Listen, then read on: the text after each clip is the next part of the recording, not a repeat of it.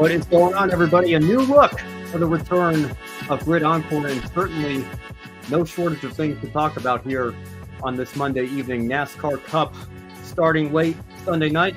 That bumped it to the Encore show. No wrap-up this weekend.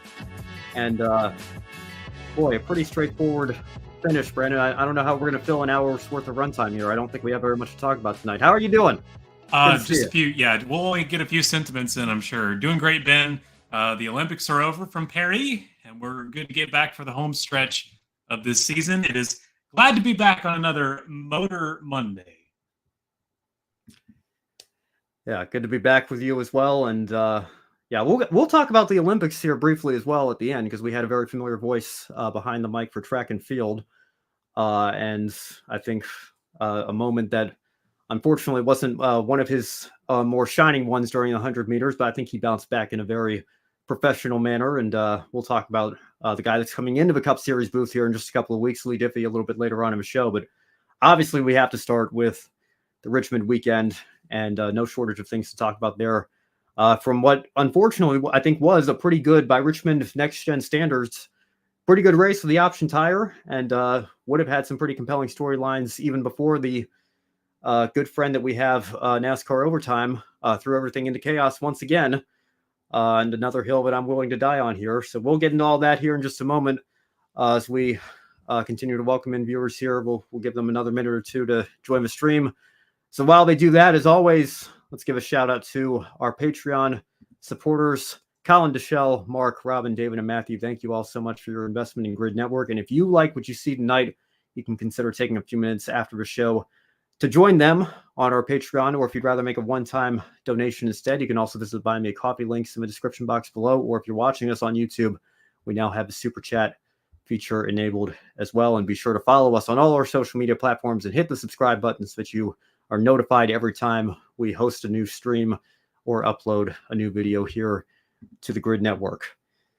Now, Brandon, obviously we're going to jump right into the NASCAR Cup Series and the finish that saw Austin Dillon, who probably should have won the race on pace, to be completely fair, had a pretty sizable lead before the caution came out for an incident with Ricky Stenhouse Jr. and Ryan Preece with just a couple of laps to go. That forced NASCAR overtime restart. Joey Logano chose the outside lane, got the lead, was several car lengths ahead of Dillon going into turn 3 on the last lap before Dillon decided not to use the brakes, rammed into the back of the 22, spun him out. The 11 of Denny Hamlin passed both of them. Dillon came back down the track, right rear hooked the 11 into the outside wall, and ended up winning the race anyway. What are your thoughts on the finish? It's really all I can think of asking you right now. We keep finding ways to lower and lower the bar with each one of these incidents, don't we? Yeah, very few words, but I mean, we're definitely going to expand on it because this is worthy of our time here.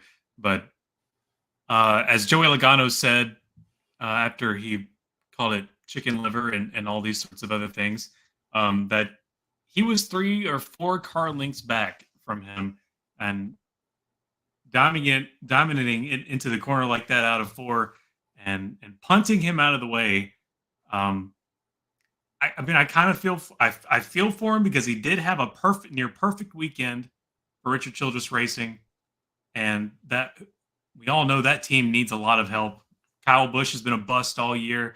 He's probably, with this trajectory, going to go this year without a win and lose that streak he's been keeping for his entire Cup career. But you look at the other hand, Austin Dillon, Pop's grandson, he's going to have this ride till he wants to retire. I mean, this is where you're going to be. But he also has been on a winless streak since, I think it was 2022 that he just snapped, and Daytona. But man, the way to do it like this, I don't see how you take enjoyment out of that. This literally was a reenactment of Dynaco is all mine, and putting the king out of the race. I mean, this is not one that would sit well with my conscience. We can say that the game has been changed to where this is acceptable. Someone who is needing to find their way into the playoffs. But I think you and I both know, I mean, the only way you could back this up, this kind of grid up, is to go into the next few races and at least advance out of the round of 16. Show us that you're worthy of being in this spot. Okay, you did this. Show us you can make it to the round of 16 and make your way through that. And because I think we all think that Austin Dillon is going to be 16th in the playoffs and one of the first drivers out. I mean, just absolutely atrocious the way it was done.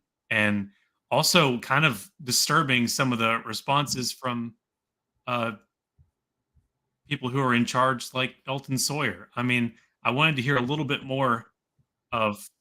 I mean, he said they're going to go back and look through it, but kind of keeping it safe as far as responses, which I understand, but still, he said it was a little more than crossing the line.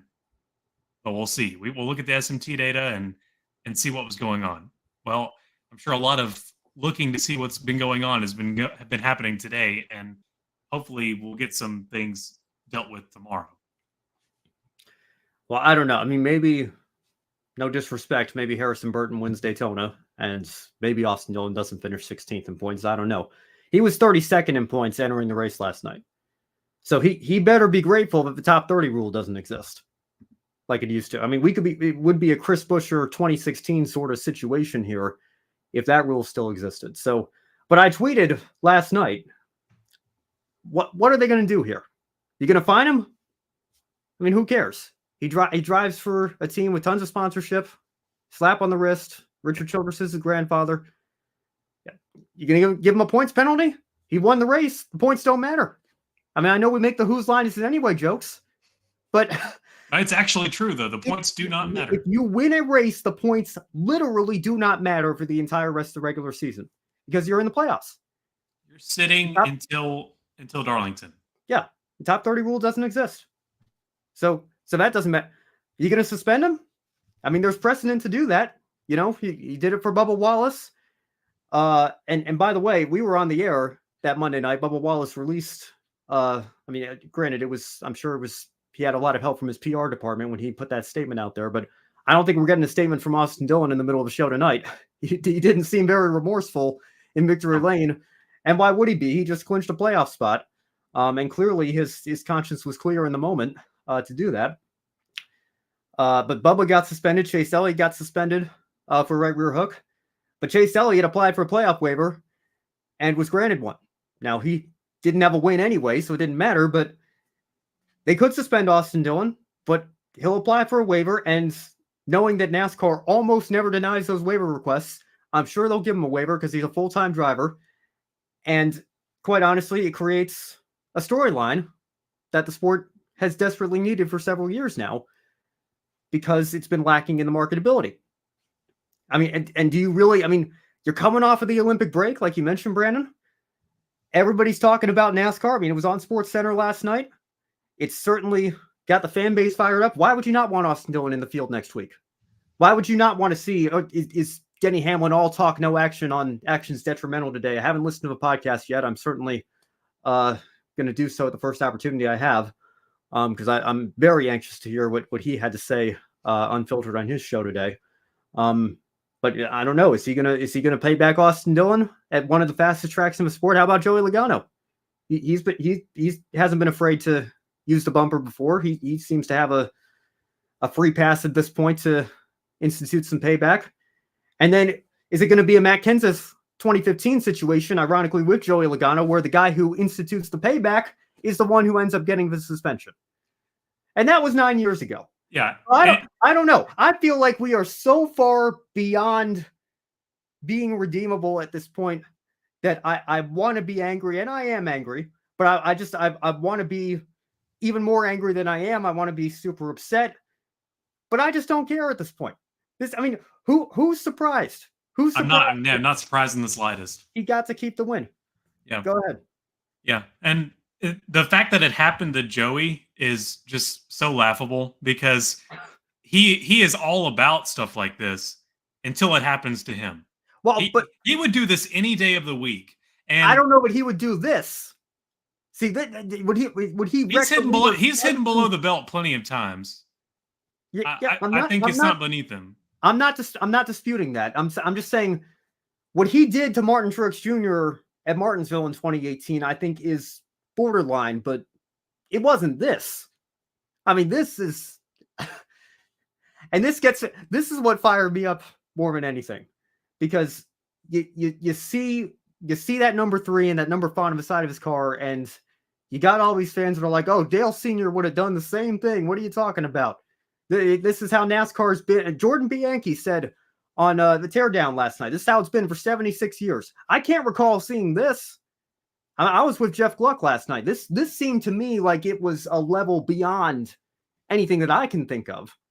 Anything that, and people brought up Dale Earnhardt at Richmond in 1986 and Terry Labonte at Bristol in 99. I think this even goes beyond those 2 incidents, but even if you say it doesn't, Dale Earnhardt is a 7-time champion, 76-time race winner, a top 5 for sure driver in the Cup Series of all time, probably top 3 if you want to say championships outweigh everything, and Earnhardt did it in an era where it was a season-long championship.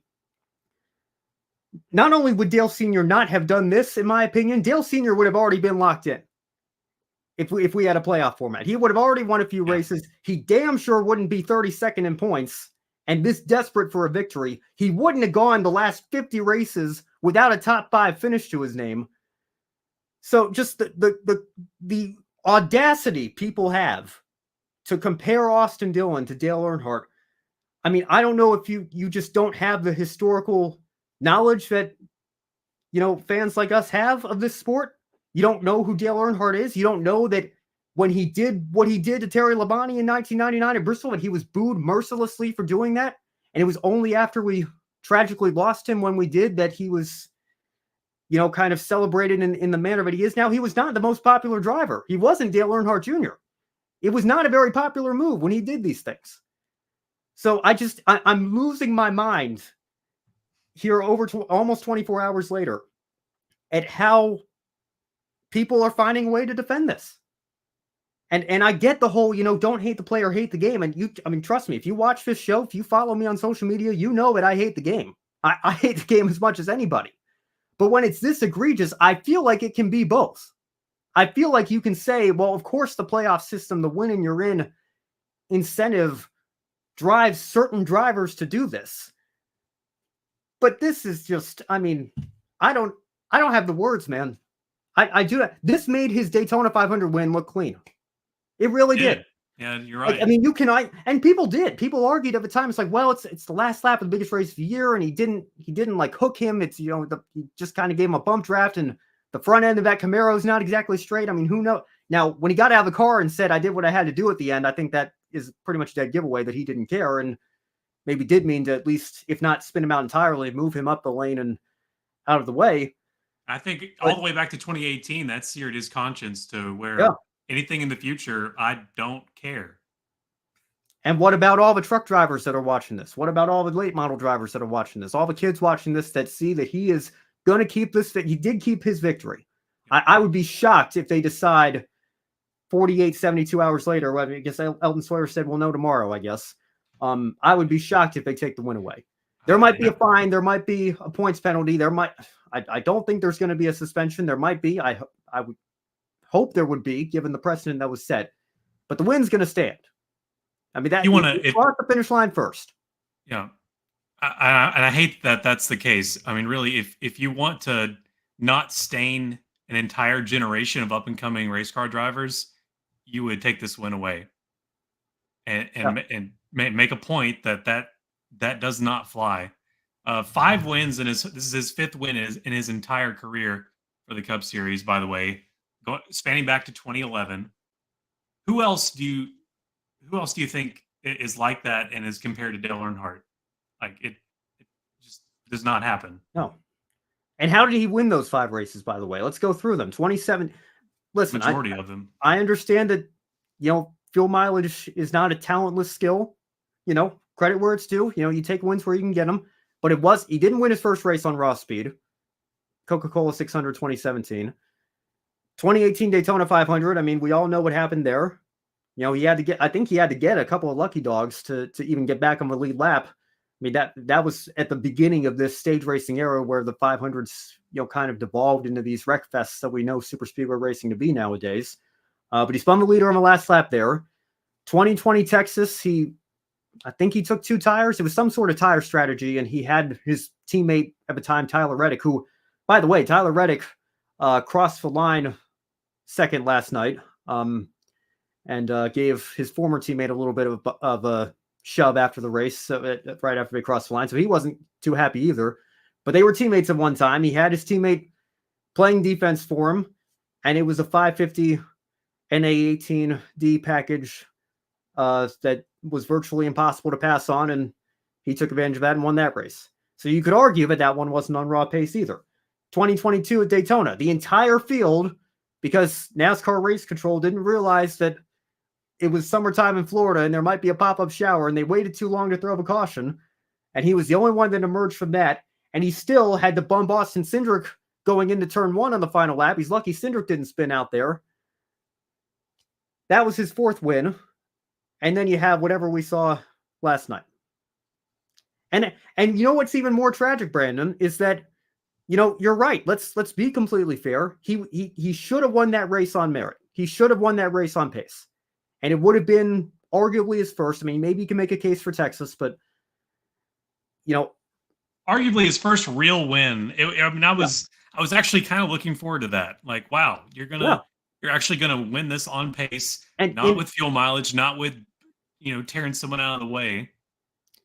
And RCR was going to do that. And in a year where RCR has been terrible. And listen, I think you can blame Austin Dillon for only having 5 Cup wins. I don't think he can hold this year against him. Maybe he shouldn't be 32nd in points. Maybe he should be somewhere in the 20s. You could argue, or running closer to where Kyle Busch has been at certain times this year. But Kyle Busch, like you mentioned, Brandon, he might have his first winless season in goodness knows how long here. We'll see if he can turn it around here. But about 19 years. Yeah, I mean, I don't know, but you can. I mean, it would have been a great story. It would have been 2018 Daytona 500, 20 years after Dale Sr. finally won his. That would have been a great story. Mike Joy bringing back the 20 years of try and call. And I think in some ways it was a great story, but it's overshadowed by what he did on the last lap. And any goodwill that he would have had from this finish right here, well, what are we all talking about today? Instead of talking about how Austin Dillon out of nowhere in a season where he's been absolutely terrible, where RCR has been absolutely terrible, it would have been fantastic for them. It would have been a massive wave of positive momentum.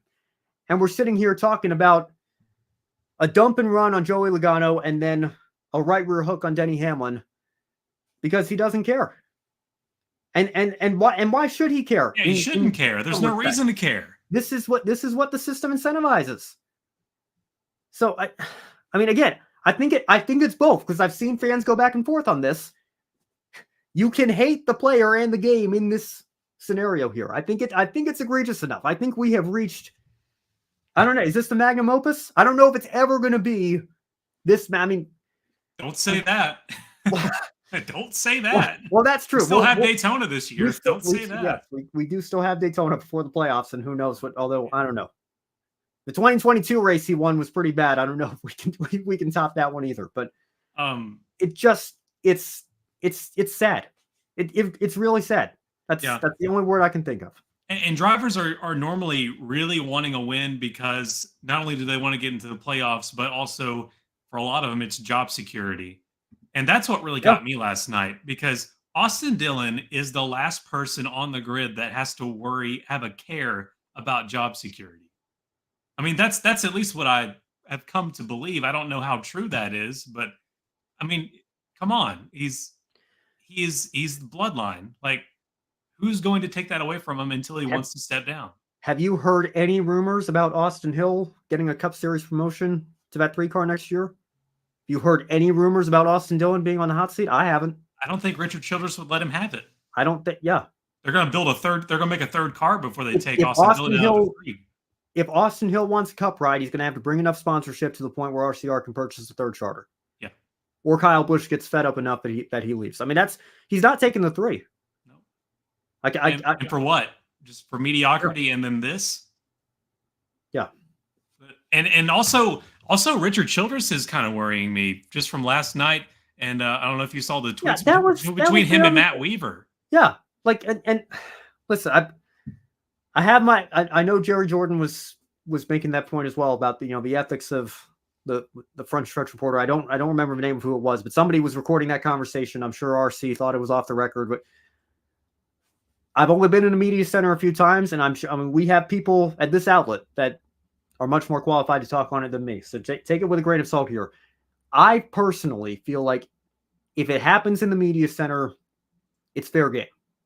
Like you have to know that you are surrounded by, and it's easier than ever. Everybody's got one of these, right? And you can, it takes you 5 seconds to turn it on, open up your camera, hit the record button, and boom. And then you send a tweet out, and it gets amplified to thousands of people. I mean, you just, I think in 2024, you have to know that that's a possibility, and not just in the media center, anywhere. I mean, you have to be extremely careful. They had that radio chatter. Yeah, they had that radio chatter. He openly said that they didn't have that radio chatter. Weaver plays him the radio chatter. Like, yeah, the proof's in the pudding. There it is. Like, why are you denying it? Yeah, and again, I think we can't forget. Like, we have to remember that. I mean, again, you want to compare him to Dale Earnhardt. You want to say, oh, Dale would have done it. Dale would have, had no problem putting somebody in the wall. I mean, Dale Earnhardt is no longer with us because he went head on into a wall at 180 miles an hour at Daytona. Now, obviously, the speeds are down a little bit at Richmond, but it's the same. And I'm not blaming Sterling Marlin for that. I mean, I don't want to go there at all. But when that was a tragic accident, and then you know that danger has to be in the back of your mind, and you're okay with doing that. And your grandfather / car owner is going to come out and say, well, if his spotter was telling him to do it, it worked because now he won the race. Now he's in the playoffs. So, I mean, that's wild. That I don't understand. Yeah. This win needs to be taken away from Austin Dillon, and it won't. And but that's exactly it. They need to do it, really but they're not going to do it. Yeah. And I don't even know if they can do it. I think if they were going to do it, it had to be right after the fact, because what other, can you name me a series where you dump and run the leader going into 3, somebody goes by both of you guys, and then you right rear hook the new leader coming out of 4, you cross the finish line first, and they don't immediately say, you can't do that. Are you crazy? Yeah. Get out of here with that. We're giving the win to the next guy. What series would not do that besides NASCAR? I can't think of one. Yeah, the cry that this is a contact sport cannot be put as a blanket statement over every single incident, especially this. Yeah. I don't know. And again, like, and Matt Weaver said it in his article, which I retweeted, and please go check it out. He did a fantastic job. And he said, look, I love that stock cars have bumpers. I've got no problem with a little bit of contact. Revens Racing, we get that. But he's from that area. I mean, that's all he knows. I mean, you don't do this. I mean, this is just, again, it's so far beyond the pale that I don't know how people are defending it. I'm a guy that sits here and says, like, I can have a very strong opinion. I hate this playoff system. I mean, I think it contributed to what we saw last night. I hate overtime. I think overtime contributed to what we saw last night. But I get it. I get that, you don't want the championship determined before the last race. I get that you want it to come down to the last lap at Phoenix. I get that you want a green flag finish at whatever reasonable cost is necessary. I understand that. I very strongly disagree, but I at least get where you're coming from. I can understand why a smart, reasonable person and diehard race fan can have those opinions. I'm right there with you. I'm like on that yes and line. Yeah, this line is, he didn't even cross the line. He sprinted past the line and didn't look back. I don't know how you can defend this. And double down, and the team tried to cover it up. Yeah. If you are defending it, I'd love to hear you in the comments or in the chat room right now. You're welcome to make a case, but I just don't see it. I really don't see it. And I apologize. I know we've been going on for, close to 20 minutes here. I know we have some comments in the chat room. We do have a lot. Yes, we do. Yeah. Yeah. I was telling Brandon before we came on the air tonight, there are so many different layers to this conversation. I think it's important that we hit as many as we can. We have a truck race to talk about tonight as well. ARCA was back at Tri-City with ARCA West. So we'll get into all that here, but this feels like, and again, I know I said the same thing just a couple weeks ago after the Brickyard, but this feels like it has to be a turning point. And if this is not a turning point, what is it? When is that turning point going to come? Yeah. And Weaver's subpoint here on his article, I'll quote it here. I think this sums up what the same motif of discussion we've been having on here for a couple of years. In the endless pursuit of sporting integrity versus entertainment, a decision needs to be made here. There it is. The endless pursuit of sporting integrity versus entertainment. What are we? What are we trying to do? What's our end goal? And what do you want out of it? Everyone wants something different out of it. But this is where the decision has to be made. This is going to be like you have to fork in the road and you can't look back. You've got to take a decision to move. I don't want to, I a little hesitant to even go here because I know people can run with these things. I understand. I'm not saying we're WWE on wheels. I mean, if we were full on scripted WWE, Dale Jr. would be a 7-time champion instead of Jimmy Johnson, and he didn't win any. Okay. So I'm not saying the results are not predetermined. I'm not saying that. I'm not saying it's fixed. I'm not saying it's rigged. I'm not even saying that there are favorites in the control room. What I am saying is that I think, WWE, what does that E stand for? Is entertainment. I feel like the entertainment is now the number one thing that we chase, and we prioritize it over sporting integrity. And that's not to say that I think we have less and less every season. It's not to say we don't have any integrity left. It's not to say our champions aren't legitimate because the system is the same for everybody. I get all that. But with each one of these instances, you're killing it little by little. That's exactly what right. Integrity you have left. And how far are you willing to go down that path of entertainment to satisfy the needs and wants and desires of the so-called casual racing fan? And this is the last point I'll bring up, and then we'll catch up on the chat here. I still remember, and I wish I'd said it out loud because I was out with it was my friend's birthday yesterday, so I didn't get to catch much of the race. I saw my phone was blowing up in our grid Slack because Austin Dillon was leading with 20 to go. That wasn't expected. I did catch the last overtime restart. And going into turn 3, I thought to myself, there's no way there was in contact. Just knowing who Austin Dillon is, knowing his history, knowing the position and points that he is in, that this is almost certainly, I mean, he's won a couple of super speedway races, obviously, but who knows what's going to happen at Daytona, but we're coming up on the playoffs. He's 30 something in points. He's going to hit the 22.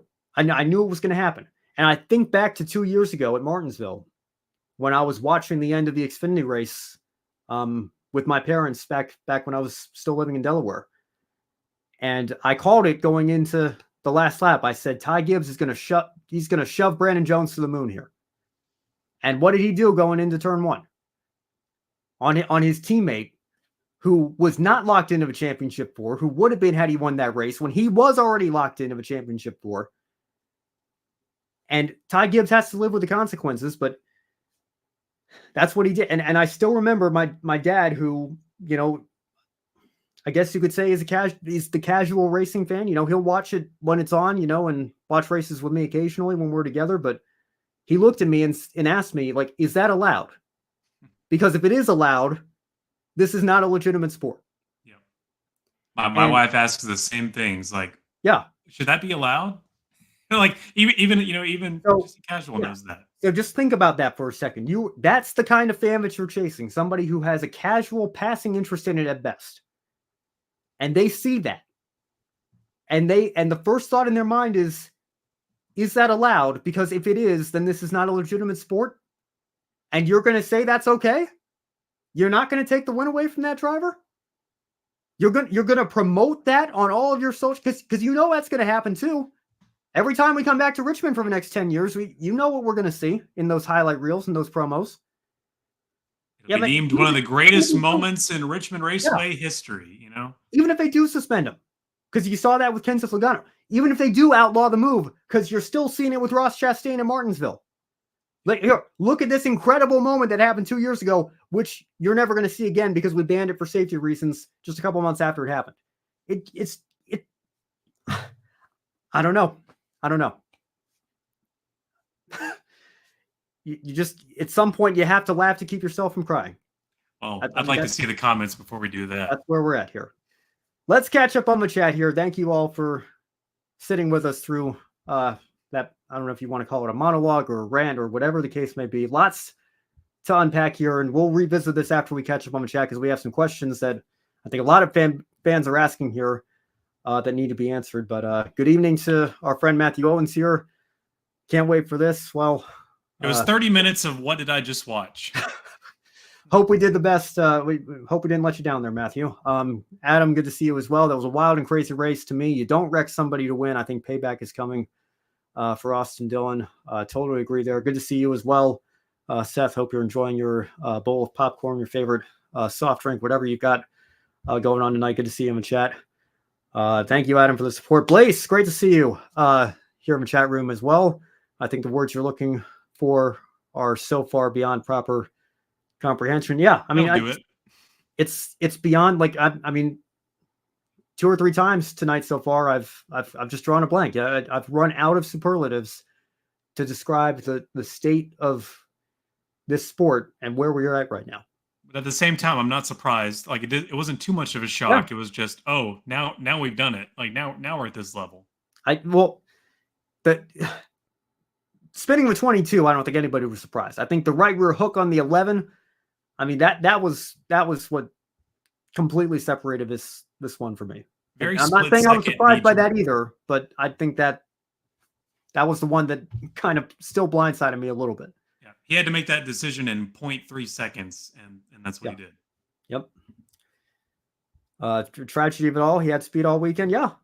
I mean, again, it would have been a very good story in a year, in a season that has been completely lacking of those. Come on, Ryan Preece. Come on. Pocono too. Yeah. Sorry, Indianapolis. Indianapolis. Yeah. Yeah. Yep. I mean, just unfortunate. Adam agrees with Seth there. Matthew, it's chicken and egg question. Is it the fault of a driver or of a system? If this was 1997, a driver team 32nd in points wouldn't dare do anything to risk a runner-up finish and do something so dumb there. Yeah. I mean, and you'd be banned from the sport. And yeah, and Matthew texted me this morning. Didn't get a chance to catch the morning drive, but I think I don't want to verbatim quote Pete Pistone here. And again, respect Pete Pistone. He's accomplished a lot in the sport. He and I do not agree on much. And I respect his opinion here. I do agree that for Dillon to get out of the car and say I did what I had to do there at the end is absolute garbage. So if I assume that was the black flag that he was hinting at that he gave on the show this morning, but according to Matthew, again, haven't listened to the show, can't verify it myself, but he essentially said that blaming the system for this is a cop-out. Now, Pete Pistone has also said that, people like me need to get to some sort of group to get over myself over the fact that it's been 20 years and this is the system that we have now and we're not going back, nor should we. So, that shows you what side of the playoff argument that he's on. But I think that it can be both. You can like this system, but I think you have to acknowledge that, as Matthew points out here, this does not happen if a playoff berth is on the line. This does not happen if it's a full season championship and there are incentives for every position in the standings. Exactly. And you're going to risk second place points on that. That's just, I don't know. I mean, and again, people bringing up Dale Earnhardt at Richmond. Kyle Petty won that race. Dale Earnhardt didn't even get the win that night. You talk about Dale Earnhardt. I forget where it was on X, but someone, quote, they said there's a big difference between using up a driver and abusing a driver. Dale Earnhardt would have used a driver. He used them to his advantage. He never outright abused a car. And I don't think you can go back to any footage of Dale Sr. and say he abused somebody with his vehicle. Seth Eves, the spot over 3. Yeah, and this is something we didn't touch on very much. The spot over 3 needs to face some repercussions for his comments too. I did get to watch David Land's video. David Land posted, I think, about 14 minutes worth of thoughts here on his channel earlier tonight. And in outlining his predictions on what's going to happen, he essentially said if there's going to be a suspension, it's going to be for the spotter for those comments across the radio. The false Dale, I think, is what he deemed Austin Dillon, or dubbed Austin Dillon to be, which I think is pretty fitting, given that those comparisons are still somehow being made. But Austin Villain. Yeah, there you go. Not mine. I just found that too. Yeah, but again, I think that if there's going to be a suspension, I can't imagine NASCAR is going to take too kindly to those comments coming over the radio there. So we'll see. I guess we'll know in about 24 hours here. We'll see what the penalty report says tomorrow, and I'm sure that they'll react to that on Grid tonight. I know from discussions that we've had in our Slack that we know what one of Matt White's knots is going to be this week. I think a lot of people's knots this finish. So stay tuned for that later in the week. Matthew Owens, my problem with the idea of taking the win away from a driver that does this is who then do you give the win to? Tyler Reddick.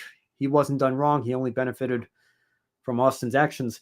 Well, I think, let me just pull up. I'm pretty sure Hamlin was scored second. Let me pull up the results here just to make sure. Yeah, there you go. I think they said that the caution, I'm assuming the reasoning was because the caution came out for the Logano spin and Hamlin had gotten put into the wall. And I guess they said it was like a Greg Biffle, Kansas 2007, where he maintained reasonable enough speed that he didn't lose his position from when the caution came out. That's the only way I can imagine Hamlin being scored second here, and not Tyler Reddick. So I guess if you were to DQ Austin Dillon, as of right now, you would give the win to Denny Hamlin.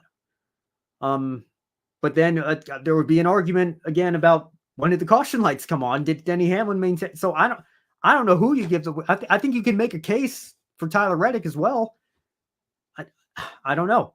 I mean, there's again so many layers to this that it's maddening sitting here trying to go through all of them. Well, we won't have to worry about that one because the win isn't going to be taken away. I would assume because, like you said, it would have already been done last night if that was their motive. Yeah, the only way that was being done is if it was. They could have made a split-second call. They're not going to take it away 24 hours later, or the car fails tech and he loses the race anyway. I mean, that's the only way. That was the only way that was going to happen. Seth, okay, so Seth, guess he had to run, so that's unfortunate, but glad that he got to contribute to the discussion here. And he says, I'll jump ahead of the curve. Shout out to Daniel Dye. Absolutely. Another solid run for him, and solid season that he's having, turning it around. Drive reminiscent of Mayfield, Vickers, and Gordon and Richmond cutoff races of the past. One of the most improved drivers. Absolutely, and we'll get into that here a little bit later on as well as we get into our Truck Series recap. One more from Matthew Owens here. The term casual fan continues to be a term that really bothers me. This sport has gotten so obsessed with pandering to that group that we've become so separated from what we once were. And I think that, again, the proof of that is pretty much everything that this sport has done in the last 20 years and the directions that it's gone, the paths that it's gone down.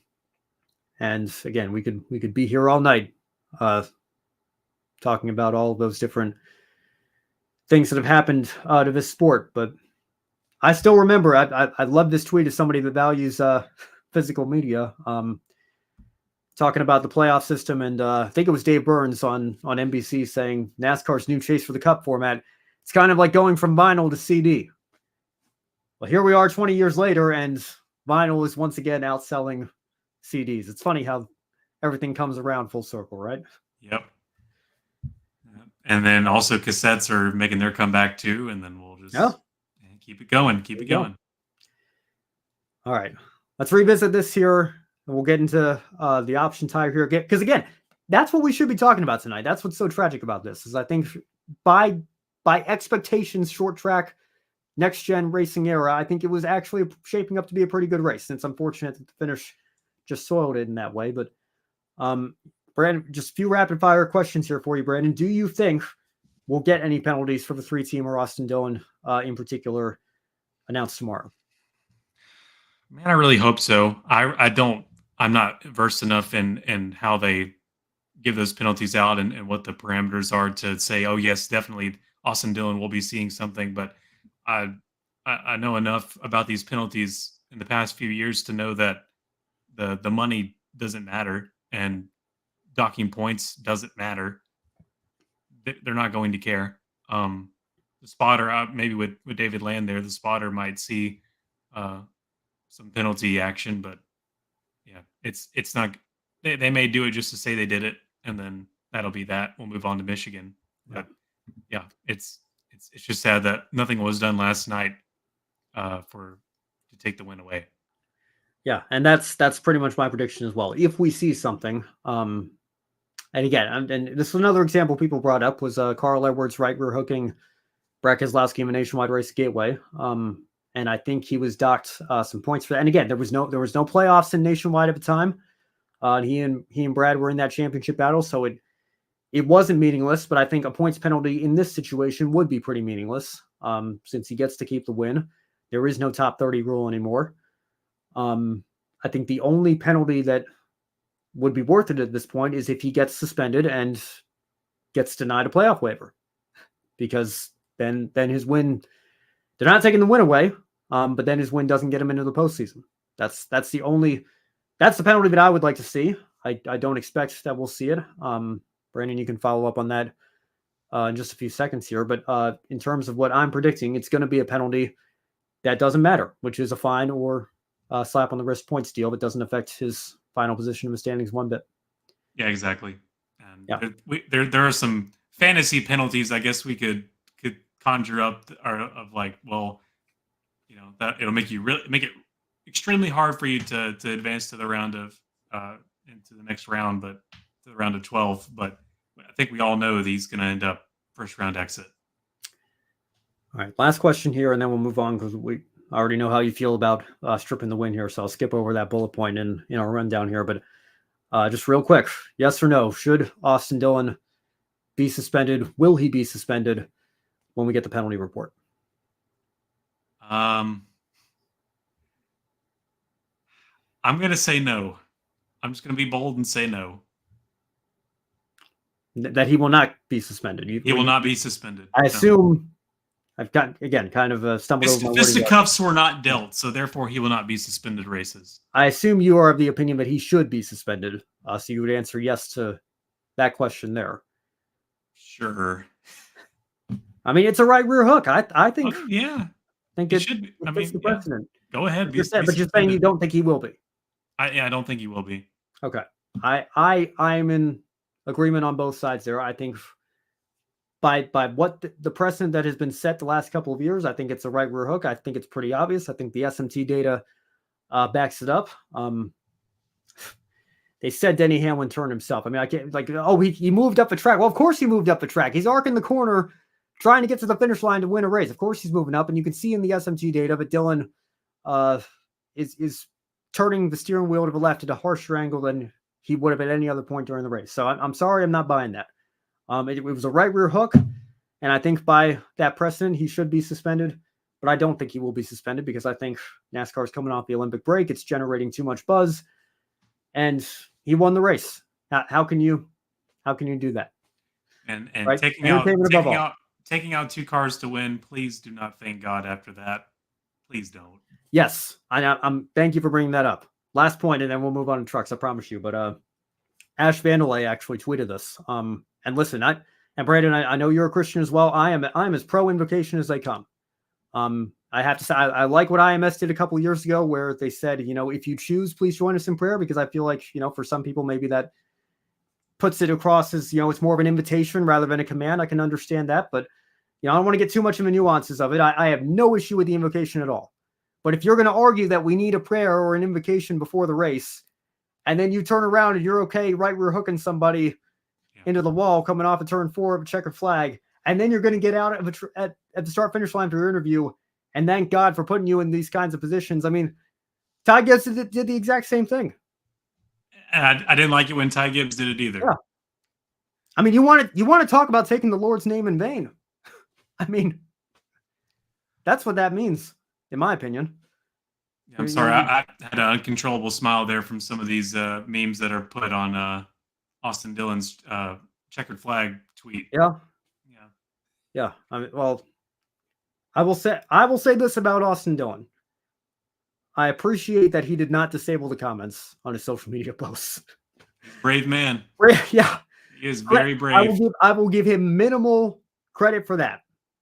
Because I call this one bold and brash. Yeah, I'm sure they're driving. I mean, at least he's owning it. I will give him that much. And I'm not. I don't want to get into it. Like, please do not attack him personally. It's very easy. I took a whole week off social media because people were just absolutely awful. They've been awful, the last month and a half, really. And I'm sure it's only going to get awful as we continue to get towards the election and everything. And just had to get away from it for a week. Please do not launch any personal attacks here. I mean, all criticism is, I think, more than fair, more than valid. Do not hold back how you feel in terms of the on-track incident and how that should be policed, what sort of discipline should be brought into this situation here. But just don't make it personal. There's no need for that. Absolutely. And we'll leave it there, and we'll leave it up to NASCAR to decide over the next 24 hours if anything's going to come at this, or if we're going to go back to boys have at it, and it'll be what it'll be, and we'll see if it polices itself at Michigan or some future time in the playoffs, and who knows what will happen there, or if any penalties come from whatever retaliation, if we get it. But that's where we're at right now. We'll leave it there. We have a truck race to get to. So let's 47 minutes here into the show. Let's talk about the series that we normally cover here on Encore. Thank you all for sticking with us here tonight. Again, a bit of a different schedule this week with the Cup race happening so late last night. It falls onto us, and we certainly had some thoughts. So thank you for sticking with us. But Ty Majeski did it once again. Christian Eckes finished in second here once again. And now I think, Brandon, the question has to be asked. We've obviously been talking about Corey Heim and Christian Eckes all year. Obviously, Corey Heim's had a rough couple of races here by his standards, at least being down in 16th place once again. But as we go into the playoffs now, do we have a big three? Can you now put Ty Majeski on that same level as where Christian Eckes and Corey Heim have set the bar so far this season? Yeah, he's joined up there with them, but I think I'm still going with someone like Nick Sanchez to fill my big three for now, with that extra win under his belt. But Ty Majeski has shown us that he's able to come in late and sneak in for a championship hunt. He showed us that last year with IRP and Bristol, and he could easily do that again. Also, we saw in the comments there talking about how good of a run Daniel Dye had there at Richmond. Definitely can't count folks like him out. Rajah Caruth getting his first win earlier this year at Las Vegas.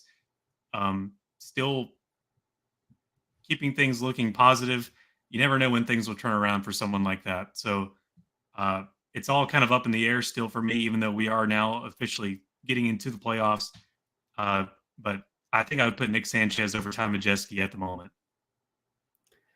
Well, let's talk about the playoff grid here a little bit. We've got 10 drivers now in the Truck Series that are going to be fighting for a championship. It's Corey Heim, Christian Eckes, Ty Majeski. Those are your top three, followed by Nick Sanchez, who Brandon just said might be fighting for that third favored spot with Ty Majeski here.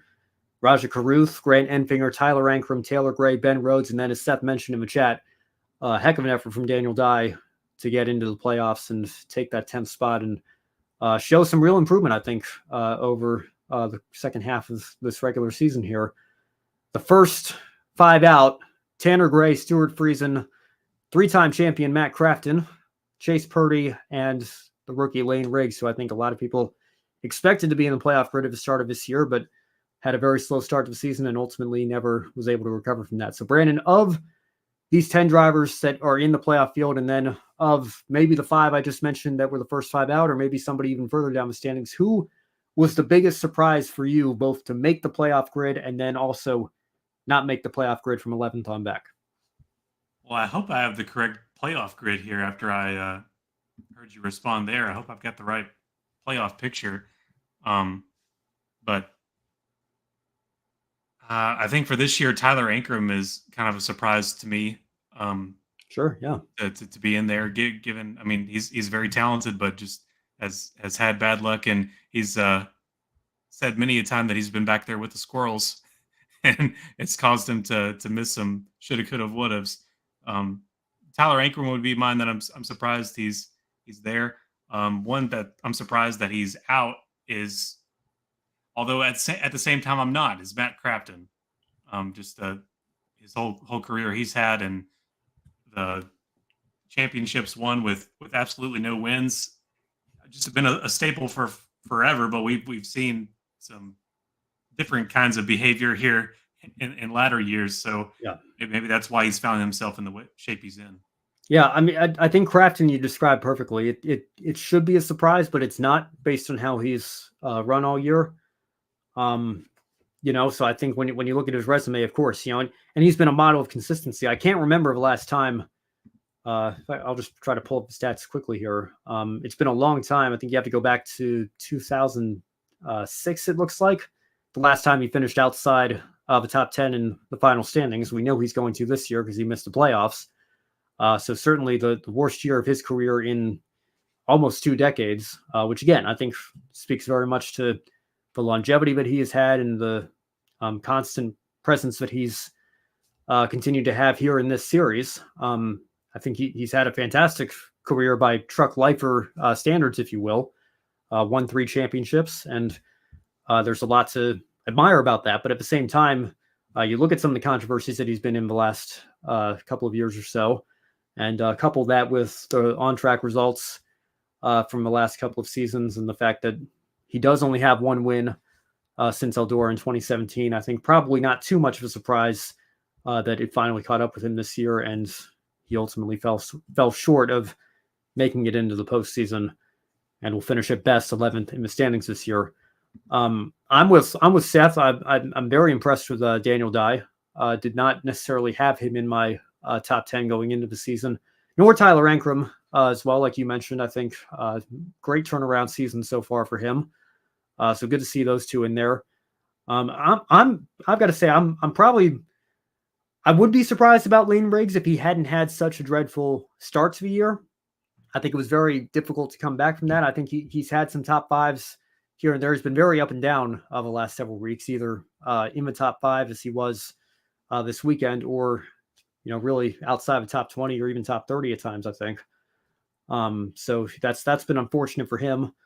But I think, he just put himself in such a big hole to start the year that it was really probably going to take a win to climb out of that, and just ultimately ran out of time there. But Stuart Friesen, a little bit of a surprise for me as well. Again, he only has 1 top 5 and 4 top 10s this season. So again, results-wise, those aren't playoff caliber numbers to be clear there. But again, somebody that I think has made a name for himself being a constant contender, perennial contender in the Truck Series for the last several years, and to see him not even make the cutoff for the top 10, I don't know. Maybe there's a little bit of a change of the guard happening with drivers such as, the Tyler Ankrams and Daniel Dyes of the world, Roger Carruth, like you mentioned as well, Brandon. And of course, your young guns at the top of the leaderboard here, like Corey Heim, who we don't expect to be a truck lifer because we expect him to be racing on Sundays here in the not too distant future. But, maybe it's getting a little bit harder for those veterans to keep up and keep pace in the same way that they've been accustomed to over the years. So we'll see how that continues to develop over the next couple of seasons. But I think it's a very solid playoff grid, to say the least. And hopefully it ends a little bit better at Phoenix than it did in 2023 with that championship force. So keep your fingers crossed there. My pick is still Ben Rhodes. Hey, and that's completely fair. Yeah. Let's talk about Ben Rhodes here real quick. He's he did make it in 9th place. Again, probably not the season for Thor Sport, I guess, when you look past Majeski, at least that Ben Rhodes would have liked, or certainly Matt Crafton. But you got to be in. The first step is just getting in the field.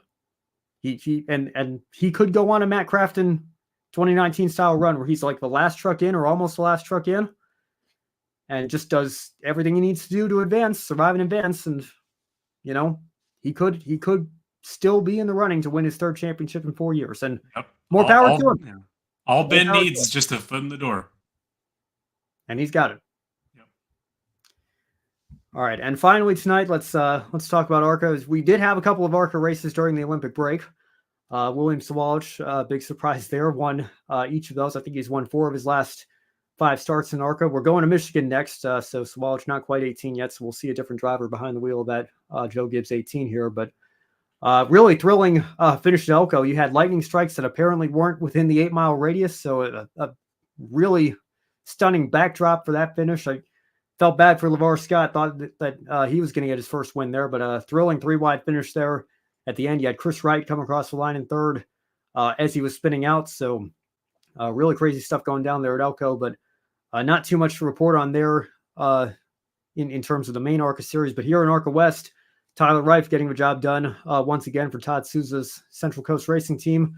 Sean Hingorani finishing in second.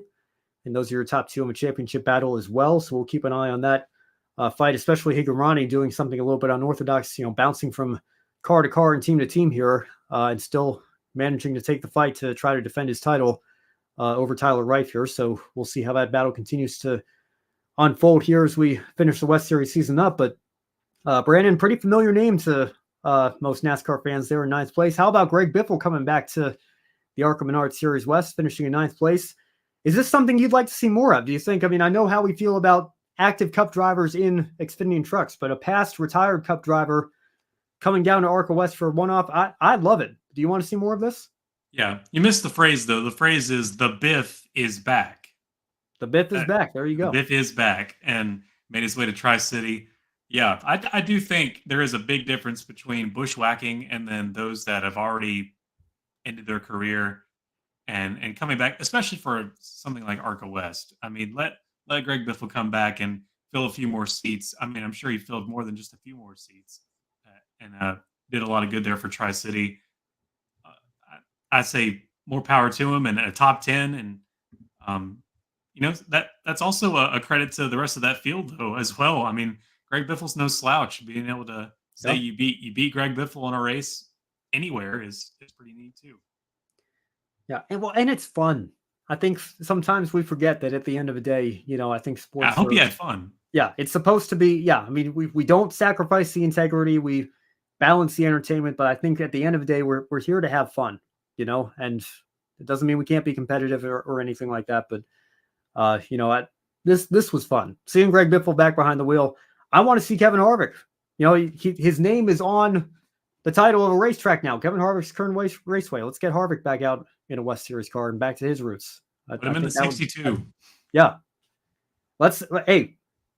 Maybe in a few years, Keelan Harvick gets in one of those West cars. So let's see father and son go at it in the West Series. I think you want to talk about putting fans in the seats. The guy who owns the track, who the track is now named after, he and his son are out there competing. Would love to see that in a few years. Let's be lovely. Keep our eye on that. Yeah. All right, let's catch up on the chat here. I think Matthew Owens has left us a few more comments before we get into our final open segment of the night here. Is there any other sport out there that goes crazy over the quote-unquote casual fan? Brandon, I don't know. Can you think of anything? I think that's a term that I really only hear in NASCAR circles. Good point. MLB a little bit, especially whenever they implemented some of the new rules. Does the NBA go after the casual fan, or would you say that? I don't know. I mean, I think that I don't know. I mean, the basketball is a whole nother discussion here. I think there are certainly basketball purists that are very disillusioned with what the NBA has become in many respects, the style of play that we see now. It's an association. Yeah. The association, as they call it. But I don't know. I don't feel like you hear the term casual fan. I think like you mentioned Major League Baseball and Matthew bringing baseball up here, expanded playoffs, shortening games, the ghost runner on second base to start extras, the rule that I hate the most. How about NCAA, college football, changing the BCS to college football playoffs? That'd be a form of pandering to, I don't have a long attention span, give me something easier to watch. Well, and college basketball too. I think there are fans that really only watch college basketball in March and April for the tournament, but don't pay attention to the entire season. So I guess, but again, I don't know what I mean, the ratings are certainly up in March, but I don't know that I don't know if that's the term casual fan that is used. I think you call them March Madness fans instead of true college basketball fans, maybe. But baseball is the only one that maybe comes to mind for me. So I'm glad that you and Matthew brought that up as well. And then another good point from Matthew here. I can't possibly believe the top 30 rule went away. I always wanted it to be a top 24 rule, but to take it away, completely take it away is wild. I don't know. I would have been okay if it was top 20. I mean, because again, if you're 30th in points and you steal a win, you know, what chance do you really have? This was like Spire winning with Justin Haley in 2019 at Daytona. And obviously Haley wasn't running for cup points, but Spire was running for an owner's title. And I still remember Bob Pockris every week. Oh, Bob, how's Spire doing in that chase for 30? It's like, did anybody honestly think that Spire was going to make a run at the Owners' Championship that year? I mean, it would have just been a waste of a spot. And we have too many spots to begin with. I mean, I'm not going to argue that, but I don't know. I feel like if we're good, I mean, again, I don't care too much because I have enough disdain for the system in the first place. But again, you know, it leaves the door open now where the guy who is 32nd or 33rd in the driver's standings can win a race and now finish no lower than 16th. And that bothers me just as much as, you know, somebody who has a dominant season, not even making the championship four. So I don't know, Brandon, you have any thoughts on that? Or otherwise we can move on here. No, I'm good. All right. Well, I don't know if you want to chime in on this one, Brandon. Again, I know that it's a little bit different. Again, little unorthodox for the first show with the new graphics here. So again, thank you all for sticking with us here tonight. Lots to cover, but we believe, I still don't know that we've gotten official confirmation from NBC over here, but Adam Stern reported it in March and Nathan Brown followed up this week that it's going to be at Daytona. We believe Leigh Diffey is coming back to the NASCAR Cup Series for the playoffs in the NBC booth. And I can tell you, Brandon, I'm sure you're probably happy about that. I don't know.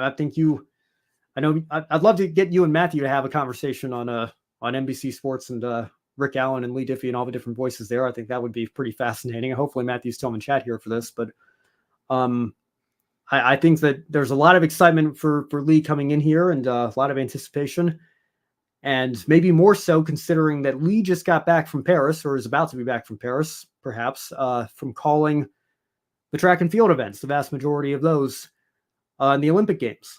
And he's been a constant voice on NBC's Olympic coverage, I think, since 2014. He's done some bobsledding and luge and skeleton during the Winter Games. I think he did rowing at Rio, and has now become NBC's main track and field guy. And it's kind of ironic that the reason that he did his two Cup Series races in 2017 was because Rick Allen was doing track and field at the World Championships in London for those 2 weeks. And now Leigh will be replacing Rick in the booth, coming back from having done track at the Olympics. But Leigh took some heat after 100 meters, Brandon. I don't know how active you were on social media last week, but it was a very close 100-meter race. Noah Lyles by, I think, 5/1000ths of a second edged out Shane Thompson from Jamaica. And as they came across the line, Leigh Diffey called the race for Thompson. I thought Thompson, regardless of what Diffey was saying in the booth, had won the race. Apparently, the Peacock broadcasters thought that Thompson had won the race. Noah Lyles himself said in his post-race interview that he thought he had gotten outleaned by Thompson at the line. And it was only after the photo finish was revealed that we heard that Lyles had, in fact, won the race by almost the slimmest possible margin. And unfortunately, it goes down as a pretty badly botched call for Leigh Diffey. But I think that I just want to say, from the perspective of a race fan that has admired the work that he's done in the booth for over a decade now, that I think he took entirely too much heat on social media for that call. I'm not excusing it. I'm not saying that, it's actually worth defending because it added to the moment or anything. I agree. I think he made a mistake, and he even acknowledged it on his social media post, saying, I should have not been so bold to call it. I should have said it's going to go to a photo finish, or it's too close to call, or something along those lines, and not declared a winner when it was too close to call from a naked eye. But I don't think that should be what defines them. And I think that the fans that stuck around for the Olympics hopefully got to see the absolute pro in the booth that he is, because he bounced back in a massive way on that epic 1500 with Cole Hocker stealing it at the end for the United States and Quincy Hall doing the same in the 400 meters. He had a great Olympic Games aside from that one moment. And I just hope that it's not his defining legacy from these Paris Games. I don't think it's going to be. I think everybody's cooled down from that moment here. But, again, I was so happy to hear him get this opportunity. And I'm happy that he's coming over to NASCAR Cup to call our final, I guess, 11 races of the top series in NASCAR for NBC Sports. And I look forward to hearing what he has to say on the calls and help us close this season out, because I think he is one of the best voices, not just that NBC has, but that anybody has in sports right now. And again, It's unfortunate that some people are going to only remember that 100-meter call. But aside from that, I want to give credit where it's due. I think he had a great Olympic Games. So I'm looking forward to hearing him in NASCAR here in a couple of weeks. Yeah, for those who that's all they saw, they are really missing out on Leigh Diffey, a man of few. I mean, as long as I've been watching him, a man of few mistakes, and in very, very elite company as one of the best in the business. So, yeah, that's just, I think that's nitpicking on. I mean, sure, it was a botched call, but it was also very, very close finish. He was really into the moment, and I mean, we all get that way sometimes. Yeah, I know, and nobody's perfect, and I got to be honest. It does make me. Don't Hannah Montana on me right now. Don't. Well, no, I'm not going to do that. But I will say, I'll be like Kyle Petty. How's that? Let me say this. I'm saying this. I don't know. It does kind of make me sit back and wonder. Am I sometimes too hard on the Rick Allens or back in the day? I've kind of done maybe not a complete 180, because I'm sorry, Matthew, if you're watching this, I still will take Harry Callis's call of the 2008 World Series every time. Joe Buck sounded completely bored and out of it to me for that. But I digress. My opinion of Joe Buck has certainly changed over the years, but wasn't a fan of him when I was younger.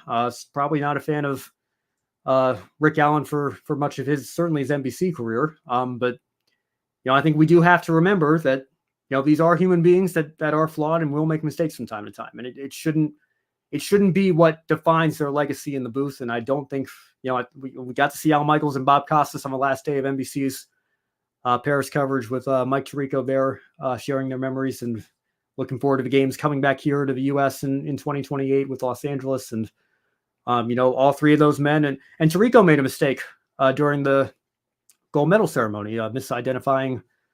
He thought he saw the flag of Palestine and had to come on air and correct himself there. Nobody's perfect. Everybody, no matter how far up the ladder you are, we all make mistakes. And I think that we have to do a better job as a society of remembering that these are human beings, and, not treating them too harshly when they do occasionally slip up, because most of the time they're consummate professionals and they do a really professional, really good job at what they do. And I think that we should remember that for all of them. So I'm, again, really cannot wait to hear Leigh here in a couple of weeks, and want to give him my salute for a great job at Paris. And I hope he's back in 28 doing track and field once again when the games come back here. So we'll look forward to that. All right. Well, Brandon, unless you have anything to add there, maybe transition here into the one shining moment. Again, a bit of an unusual show for us here this week, and bit of a not so shining first 45 minutes or so for the most part. But what's your one shining moment from our first weekend back on Encore from the Olympic break? Well, it feels kind of odd saying this one, but considering the weekend we had at Richmond Raceway, this kind of is just par for the course, I guess. My one shining moment goes to Denny Hamlin, and it's not for his talent this weekend or losing the win there at the very end out of everything out of his control. It was for his interview with after in post race, his interview, and the lack of things he said, the composure, the self control, just the really spacing out his phrases and thinking about what he was going to say and how he said it. That's miles away from what I think about when I think of Denny Hamlin in a post-race interview. He had every right to just tear up the same way Joey Logano did, which also we need to look back at Joey Logano's pit road shenanigans. He might get fined for that too tomorrow. Yeah, that's a good point. Yeah, that certainly needs to be looked at too. But going back to Denny, though, I think the way he handled that was miles away, far above. Needs to be not overlooked. That was really high class response considering what happened. Yeah, and thank you for bringing that up. That's a good point before we go off the air here, because that's going to be something else to keep an eye out for tomorrow. I know our own Joe Samaniego was asking in chat, what's going on with 22 tearing it up on pit road. Now I will say, what are those people doing on a hot pit road in that part of the pit road in the first place? As cars are coming back in, I think that needs to be looked at. And I think by all means, Joey had every right to be upset and doesn't excuse what Austin Dillon did. But yeah, I mean, you can't really defend Joey Logano for that one either. I mean, that's something that I think can't get lost in all of this. And thank you for bringing that up here at the end of our show, so we didn't lose sight of that. Because yeah, I mean, that's that in my opinion. I don't know if that's worth the same level of discipline that I think Austin Dillon should receive. But it's, the danger factor is certainly there just as much, perhaps even more so, because, those people are exposed, and don't have a cockpit of a race car to take whatever impacts might come their way here. So that could have been really bad. I mean, I'm looking at the onboard right now. There was a crew member, women, children. Yeah. I mean, just people in regular street clothes. Yeah. But again, David Lamb brought that up in his video as well. Why are Austin Dillon's young child was part of that post-race interview? I mean, there's so many questions that come out of the last two laps of this race. And again, we could be here all night, but yeah, what Joey Logano did, I think equally as much deserves to be, data needs to be looked at. And the circumstances need to be looked at, because I think he could face some punishment for that as well. So we'll keep our eye on that there. But do you have one shining moment out of all this? I do. I'm going to go back to what Seth said. Want to give a shout out to Daniel Dye and Tyler Ingram. Those two, 6th and 8th in the results this weekend here at Richmond. I think 7th and 10th in the points off the top of my head, if I recall correctly. I don't have the point standings right in front of me anymore, but they're both in the playoffs, and they're both drivers that I think coming into this year, I thought of as like, this is kind of a make or break season for them. This is a year where they have to step up their game and perform. I know they haven't gotten back to victory lane yet, but I think that, if they keep driving like this, they're going to have opportunities to do so. They both had runner-up finishes at the very least. And I think that, who knows? Matt Crafton proved that you can win. You don't even need to win a race to win this championship. They're in the playoff field. We'll see what happens. I don't think there are many people's picks to take the fight to Heim or Eckes, but judging by how last year's finale at Phoenix panned out, you just never know. So credit to them for turning their seasons around and not even turning the season around. Tyler Ingram has been really solid all year, top 5s and top 10s for that driver. So credit to him, and shining moment for top 10 runs for each of them again tonight. Or this weekend, rather. That's my one shining moment for tonight's show. So through all the chaos and controversy of this weekend, there were still positives to take away from it. So there you go. All right, that is going to do it for us here on Grid Encore here this Monday evening. So thank you all so much for staying tuned here with us. Thank you all for bearing with us on a bit of an unusual show for us. We still are rolling out the new graphics. We only have the Patreon graphic here. We don't even have a new social media graphics deal with the new logo and the rebrand and everything. But thank you all so much for your support here, helping us hit 1,000 subscribers at the start of the year, following us on this journey, continuing on the road to 2,000. And we hope you stick with us for years to come here and through this soft rebrand and changing of our logos and everything. Thank you all so much for the support. And if you're not already, make sure you are following us on all of our social media platforms, X/Twitter, Facebook, Instagram, TikTok, Twitch, LinkedIn, Threads. Most importantly, right here on YouTube, help us on the road to 2,000 subscribers now. Thank you again for helping us hit 1,000 all those months ago at the start of the year.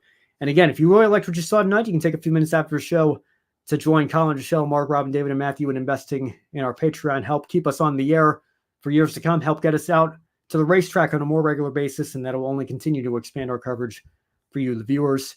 And you can also do so by making a one-time contribution instead. If you'd rather do that, we have the links to buy me a coffee in the description box below.